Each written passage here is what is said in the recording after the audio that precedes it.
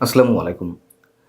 Doctor Yunus সরকারের সঙ্গে পাকিস্তানের একটি চুক্তি হয়েছিল যে সরকারের উপদেষ্টা বা মন্ত্রীরা অথবা শীর্ষ কর্মকর্তারা কোনো ধরনের ভিসা ছাড়াই টিকিট কেটেই পাকিস্তানে চলে যেতে পারবে। তখন এ ধরনের একটি কথা উঠেছিল যে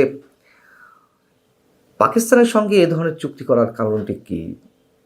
ইউনূস সরকার যখন থাকবে না বা তার আগেই উপদেষ্টা পর্যায়ে যারা রয়েছেন তারা অথবা সরকারের শীর্ষ কর্মকর্তারা যেসব অপকর্ম করছেন, দুর্নীতি করছেন, তা থেকে পার পাওয়ার জন্য যে কোনো সময় পাকিস্তান উড়াল দেওয়ার জন্যই কি এ ধরনের ব্যবস্থা আগেভাগে? যে কারণেই করে রাখা হোক না কেন এই চুক্তিটি, সাবেক যে উপদেষ্টারা, এই উপদেষ্টাদের এখন আর ওই ধরনের কোনো সুযোগ নেই। তার কারণ তারা তো এখন সাবেক হয়ে গেছেন, সরকারের উপদেষ্টাও নেই। এরকম শোনা যাচ্ছে যে ডক্টর ইউনূস সহ সাবেক উপদেষ্টাদের অনেকের বিরুদ্ধে যে অঢেল অভিযোগ আসছে নানান বিষয়ে, সেক্ষেত্রে তারা যেন বিদেশে যেতে না পারে আগে থেকেই এয়ারপোর্টের ইমিগ্রেশনগুলোতে বলে রাখা যে তাদের উপর নজরদারি রাখার জন্য। এগুলো শোনা, এগুলো সবই গুঞ্জন, আমি বলছি না এর কোনো ভিত্তি খুব ডেফিনেট করে আছে। আবার এও শোনা যাচ্ছে যে তারা যে লাল পাসপোর্ট জমা দিয়েছেন সেটার বিপরীতে যে সবুজ পাসপোর্ট পাওয়ার কথা তাদের, সেটি দিতেও কাল বিলম্ব করা হচ্ছে, গড়িমসি করা হচ্ছে। যদি দুটোর যে কোনো একটি হয়ে থাকে অবশ্যই সিগনিফিক্যান্ট। তাছাড়া সেফ এক্সিট নিয়ে তো নানান ধরনের কথাবার্তা আছে, আমরা জানি না যে বিএনপির সঙ্গে কোনো ধরনের চুক্তি আছে কিনা সেফ এক্সিটের ক্ষেত্রে। যাই হোক, ডক্টর ইউনূস সহ তার উপদেষ্টা পরিষদের সদস্যদের বিরুদ্ধে দুর্নীতি দমন কমিশন দুদকে যে একের পর এক অভিযোগ জমা পড়ছে তা বাংলাদেশের ইতিহাসে রেকর্ড সৃষ্টি করা হয়েছে। এক সপ্তাহের মধ্যে এই উপদেষ্টাদের বিরুদ্ধে অসংখ্য অসংখ্য লিখিত অভিযোগ জমা পড়েছে, কোনো কোনো ক্ষেত্রে দৃষ্টান্ত স্থাপন করা হয়েছে, বিভিন্ন দুর্নীতির ঘটনা বা চিত্র তুলে ধরা হয়েছে। দুদকের কর্মকর্তারা বলছেন যে যে হারে অভিযোগ আসছে তাতে মনে হচ্ছে এটি অনেক বড় একটি রেকর্ড করা হতে যাচ্ছে। এবং যারা অভিযোগ করেছেন এদের মধ্যে অধিকাংশই খুব স্বাভাবিকভাবেই নাম ঠিকানা ইউজ করেননি, আবার কোনো কোনো ক্ষেত্রে তাদের নাম ঠিকানা উল্লেখ রয়েছে। এটি অনেক গুরুত্বপূর্ণ একটি বিষয়। কার কী ধরনের অভিযোগ, যেহেতু অনেক অভিযোগ সব তো বলা সম্ভব নয়। যেমন সাবেক প্রধান উপদেষ্টা ডক্টর মোহাম্মদ ইউনূস, তিনি যে বিদেশে অর্থ পাচার করেছেন এরকম একাধিক অভিযোগ রয়েছে। তিনি কিভাবে নিজের নামে একটি ট্রাস্ট করে গ্রামীণ কল্যাণ এবং গ্রামীণ টেলিকম অর্থ আত্মসাৎ করেছেন তার বিবরণ তুলে ধরা হয়েছে। এবং এসব অভিযোগে বলা হচ্ছে যে আয়কর ফাঁকি এবং অর্থ আত্মসাতের জন্যই এই গ্রামীণ টেলিকম বা গ্রামীণ কল্যাণ থেকে গ্রামীণ ট্রাস্ট গড়ে তোলেন ডক্টর মোহাম্মদ ইউনূস। ডক্টর আসিফ নজরুল, আমাদের মহামান্য সাবেক আইন উপদেষ্টা, তার বিরুদ্ধে দুর্নীতি এবং অর্থ পাচারের অসংখ্য অভিযোগের মধ্যে জমা পড়েছে দুদকে। মামলা বাণিজ্য, জামিন বাণিজ্য, বিচারক পদায়নের ক্ষেত্রে আরও অন্যান্য বিষয়ে তার যে ব্যাপক দুর্নীতি সেগুলো দুদকের ফাইলপত্র ঘাটলেই বোঝা যাবে, অথবা যেসব অভিযোগ সেখানে জমা পড়ছে। যেমন এখানে উদাহরণ তুলে ধরা হয়েছে, কেউ কেউ বলছেন যে দুদকের যে একটি শিল্প গ্রুপের সিইও তিনি তার ছোট ভাই বোনের জমি আত্মসাৎ করেছেন। তার বোন যে তার বিরুদ্ধে মামলা করেছে সেই মামলায় পিবিআই সেই মামলাটি তদন্ত করছে এবং তারা জালিয়াতির প্রমাণ পেয়েছে, আসামির বিরুদ্ধে গ্রেপ্তারি পরোয়ানা জারি করা হয়েছে। কিন্তু আসিফ নজরুল নাকি 20 কোটি টাকার বিনিময়ে সেই যে শিল্প গ্রুপের সিইও তাকে, মানে তিনি আটক হওয়ার পর তার জামিনের ব্যবস্থা করে দিয়েছেন। গান বাংলা টেলিভিশন আমাদের সংস্কৃতির 12টা বাজিয়ে দিয়েছে, আপনারা জানেন। সেই গান বাংলা টেলিভিশনের সিইও বা চেয়ারম্যান মিস্টার তাপস, উনি জেলে ছিলেন। আমি যখন কেরানীগঞ্জ জেলে ছিলাম উনিও ওই জেলে ছিলেন। তারপর কোনো এক সময় অস্বাভাবিক গতিতে তিনি জামিন পেয়ে গেলেন। তার জামিনের ক্ষেত্রে নাকি ব্যাপক অঙ্কের টাকা দেওয়া লেগেছে ডক্টর আসিফ নজরুলকে। ঢাকা এবং আশপাশের এলাকায় বিচারক বদলিতে মাথাপিছু 50 লাখ থেকে 2 কোটি টাকা করে নাকি আসিফ নজরুল নিয়েছেন। সাব রেজিস্ট্রার পদায়নে তার বিরুদ্ধে কোটি কোটি টাকার দুর্নীতির অভিযোগ উঠেছে, অভিযোগপত্র জমা পড়েছে। সৈয়দা রিজওয়ানা হাসান,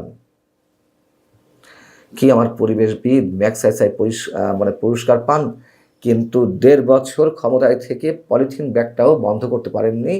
অন্যান্য পরিবেশ দূষণের কথা তো বাদই দিলাম। যাই হোক, সেই রিজওয়ানা হাসানের বড় বড় কথা আমরা প্রতিদিন শুনেছি। একাধিক প্রকল্প থেকে অর্থ আত্মসাতের অভিযোগ উঠেছে তার বিরুদ্ধে। অন্যের সম্পত্তি জবরদখল করে নিয়েছেন, সেই অভিযোগপত্র জমা পড়েছে। তার স্বামী আওয়ামী লীগ সরকারের সাবেক বিদ্যুৎ প্রতিমন্ত্রী নসরুল হামিদের সম্পত্তি রক্ষণাবেক্ষণের দায়িত্বে এখনো পর্যন্ত আছেন, সেই অভিযোগও জমা পড়েছে। আরেকজন ব্যক্তির সাবেক সচিব, এই ব্যক্তিটাকে আমি ভালো মনে করতাম পার্সোনাল জায়গা থেকে, তিনি মোহাম্মদ ফাউজুল কবির খান। তিনি নাকি সামিট গ্রুপের কাছ থেকে বিপুল পরিমাণ অর্থ হাতিয়ে নিয়েছেন নানান কায়দায়। বেসরকারি বিভিন্ন বিদ্যুৎ কোম্পানির সঙ্গে অবৈধ লেনদেনের মাধ্যমে তিনি কোটি কোটি টাকা কামিয়ে নিয়েছেন। স্বাস্থ্য উপদেষ্টা নূরজাহান বেগম, তার কথা আর কি বলবো, তিনি ডক্টর মোহাম্মদ ইউনূসের খুবই আস্থাভাজন ছিলেন। গ্রামীণ ব্যাংকের শুরু থেকে তিনি ছিলেন, হয়তো একটা পর্যায়ে মহাব্যবস্থাপকের বা উপব্যবস্থাপনা পরিচালকের দায়িত্ব পেয়েছিলেন। তাকে উপদেষ্টা পরিষদের সদস্য করা হলো। তার বিরুদ্ধে তো অভিযোগের শেষ নেই। এই 1.5 বছর ধরে তিনি শুধু ঘুমিয়েছেন। তার সহ তার এপিএস এর বিরুদ্ধে দুর্নীতির অভিযোগ নতুন কিছু নয়। কয়েকদিন আগেও আমি আপনাদের জানিয়েছি যে সরকারের শেষ সময়ে এসে একনেকে যে 13,000 কোটি টাকার একটি প্রকল্পর প্রস্তাব দেওয়া হলো স্বাস্থ্য মন্ত্রণালয়ের পুষ্টি সংক্রান্ত একটি প্রকল্পে। অস্বাভাবিক সব জিনিসপত্র দেখে একনেক বৈঠকে ওইখান থেকে 4,000 কোটি টাকায় এক কলমে ঘষাতে কমিয়ে ফেলা হয়েছে। তারপরেও সেই 9,000 কোটি টাকার যে 6 নয়, সেই বিষয়ে আমি আপনাদের জানিয়েছি। টেন্ডার জালিয়াতি, হাসপাতালের কেনাকাটায় অনিয়ম এবং অন্যান্য আরও অনেক বিষয়ে দুর্নীতির অনেক অভিযোগপত্র পড়েছে তার বিরুদ্ধে। আসিফ মাহমুদ সজীব ভুঁইয়া 1,000 কোটি টাকার মালিক ন্যূনতম, আমার মনে হয় এটিও কম। কারণ এর আগে তার বিরুদ্ধে আরও অনেক বেশি অর্থের যে তিনি ব্যবস্থা করে ফেলেছেন বা দুর্নীতি করেছেন, সে বিষয়ে অভিযোগগুলো অনেক পুরনো। যাই হোক, কেউ অভিযোগ করছে যে তিনি ন্যূনতম 1,000 কোটি টাকার মালিক, এবং এইসব টাকা কোথায় রাখা হয়েছে, তিনি বিদেশে পাচার করেছেন অথবা বিটকয়েনে টাকা রেখেছেন। এই অভিযোগগুলো অনেক পুরনো। আমরা সেগুলোতে প্রথম দিকে আমল দেওয়ার চেষ্টা করিনি, অথবা কেউ বিশ্বাস করলেও প্রকাশ্যে মুখ খোলার সাহস অনেকেই পাননি। এই আসিফ মাহমুদ 50 লাখের নিচে ছন্নি কখনো ঘুষ নেওয়ার ক্ষেত্রে, এরকম কথাও রয়েছে। সাবেক ছাত্র সমন্বয়ক, ছাত্র উপদেষ্টা, এবং যারা অভিযোগ করেছেন তার বিরুদ্ধে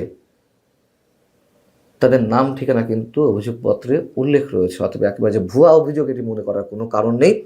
আরেক ছাত্র উপদেষ্টা, সাবেক ছাত্র উপদেষ্টা মাহফুজ আলম, তিনি টেলিভিশনের লাইসেন্স দিয়ে তিনি মোটা অঙ্কের টাকা হাতিয়ে নিয়েছেন। এবং দুদক যেটি বলছে যে যেসব অভিযোগ পাওয়া গেছে, এই অভিযোগগুলোর যদি প্রাথমিক সত্যতা পাওয়া যায় তাহলে তাদের বিরুদ্ধে ব্যবস্থা নেওয়া হবে। কী ব্যবস্থা নেওয়া হবে আমরা জানি না। ট্রান্সপারেন্সি ইন্টারন্যাশনাল বাংলাদেশ টিআইবি নির্বাহী পরিচালক ডক্টর ইফতেখারুজ্জামান, তার বক্তব্য হচ্ছে যে আগেও আমরা দেখেছি যারা সরকারে থাকে তাদের বিরুদ্ধে দুদক কোনো পদক্ষেপ নেয় না, এখনও তেমন ধারাবাহিকতা রয়েছে। অর্থাৎ 1.5 বছর বহাল তবিয়তে ছিল সেই অবস্থায় দুদক নাকে তেল দিয়ে ঘুমিয়েছে। দুদক পাড়ায় শুধু প্রফেসর ডক্টর কলিমুল্লাহ সাহেবদের নামে মামলা করতে, আনিস আলমগীরদের বিরুদ্ধে মামলা করতে, এই যে হাজার হাজার কোটি টাকার মালিক বনে গেলেন দুর্নীতির মাধ্যমে উপদেষ্টা, তাদের বিরুদ্ধে টু শব্দটি করার কোনো ক্ষমতা তো নেই। একটা ফালতু প্রতিষ্ঠানে পরিণত হয়েছে দুদক। এই প্রতিষ্ঠানটি কেন আমার রাখা হয়েছে, মানুষের বিস্ময়কর একটি প্রশ্ন। কেন রাখা হয়েছে সেটা তো আমরা জানি, রাজনৈতিকভাবে ব্যবহার করা হয়। হয়তো বিএনপিও রাজনৈতিকভাবে ব্যবহার করবে, বিরোধী দল বা আওয়ামী লীগের নেতাকর্মী যারা থাকবেন ভবিষ্যতে, তাদেরকে আইনি মার কাছে ফেলার জন্য, দৌড়ের উপর রাখার জন্য তাদের বিরুদ্ধে একের পর এক মামলা দিবেন। এর আগে এরকমটাই হয়েছে। অতএব আমাদের দাবি তোলা উচিত যে এই প্রতিষ্ঠানটা যেন একেবারে বন্ধ করে দেওয়া হয়। কোনো কাজে লাগছে না তো, মানুষের করের টাকায়, মানুষের পকেটের টাকায় এই ধরনের প্রতিষ্ঠান বছরের পর বছর চালিয়ে নেওয়া হচ্ছে শত শত কোটি টাকা খরচের মাধ্যমে। এখন সাবেক যে উপদেষ্টারা, এটুকু জানি আমরা যে বেশ খানিকটা চাপের মুখে রয়েছেন, এটা সত্য। ভালো থাকো সবাই, আল্লাহ হাফেজ।